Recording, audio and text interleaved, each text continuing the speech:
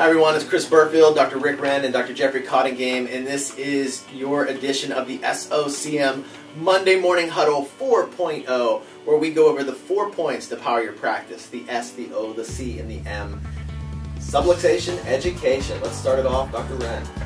We're going to talk about C6 today, which is mainly involved, one of the things we're mainly involved with is the neck muscles. And I think I'd like for you to share your story about your daughter. Yeah, it's a long story. I'll give you the Cliff Notes version on it. We tried to have a natural birth with a midwife, ran into complications, had to go to the hospital. The doctors ended up performing a double C-section on my wife. They cut her horizontally and vertically. Had to turn her table upside down to use the forces of gravity to dislodge my daughter. It took 2 doctors jerking and pulling on her, trying to get her out.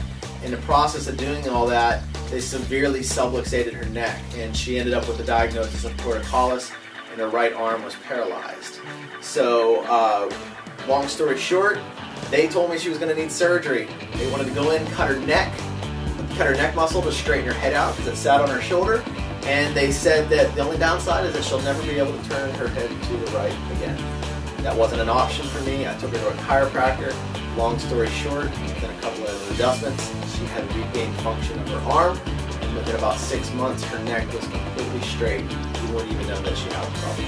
And what you mentioned in the YouTube video about Oh yeah, if you go to YouTube and type in a chiropractic miracle story, I did a video on the whole thing, actual photos from the hospital, and you can see it all. So go just type in a chiropractic miracle story on YouTube. I think it's got about 90,000 views on it right now. Yeah, it's an awesome video. The next one is O, oxygen for the practice, Dr. Wren.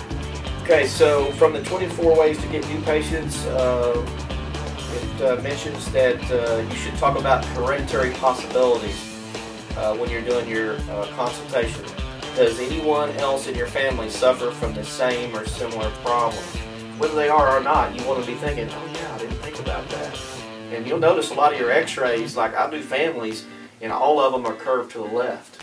It's not like a major scoliosis or anything, but everybody in the whole family's got a left low hip and they all curve to the left. So right. You can actually drag that hereditary possibility in. The C stands for CA Tip of the Week. And docs, make sure that your CAs are helping you tick your patients. So they should be participating in chiropractic education along with you. So teach them some ways to tick your patients this week. Last one is M, which is motivation and inspiration. Dr. Jeffrey. This is number 6 from the 21 Principles to Life. To be bitter is to waste precious moments of a life that is too short already. You see, bitterness is just unforgiveness taken to an extreme.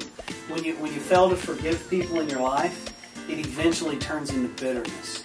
And bitterness really is what it says it is. It makes a life entirely bitter. And we put so much energy and so much time into holding on to that bitterness that it really begins to damage us inside. You know, Buddha said to hold unforgiveness towards someone is to hold a hot coal in your hand, waiting to throw it at them. You get burned. Right. Yeah, and a lot of people, and I found out, you know, my dad had actually had some issues with his mom and his family. My dad passed away last year, died of cancer.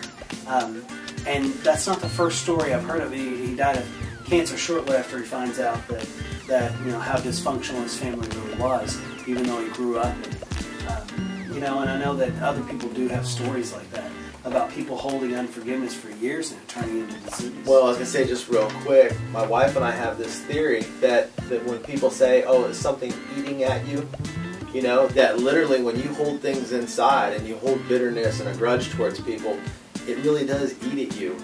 Like cancer. Cancer forms and it begins to eat at you. So, well, don't forget, a lot of times you got to forgive yourself. Oh, true. If something goes on and you go, man, I hate that guy, I hate that guy, I hate that guy, forgive him, but you know I need to forgive him. But then, right. Then you realize that you're feeling guilty or feel like you did something wrong too, associated with the same situation that you have to forgive yourself. A rape is a good example of that. Yeah. Well, that is your Monday Morning Huddle 4.0. We'll be back again next week with another edition. Make sure that you forward the email that sent you to this video off to your friends so they can watch these videos and become inspired and learn how to grow their practice through these 4 tips. The 4 tips that we deliver, 4 and 4. 4 tips in 4 minutes. So in the meantime, keep saving lives.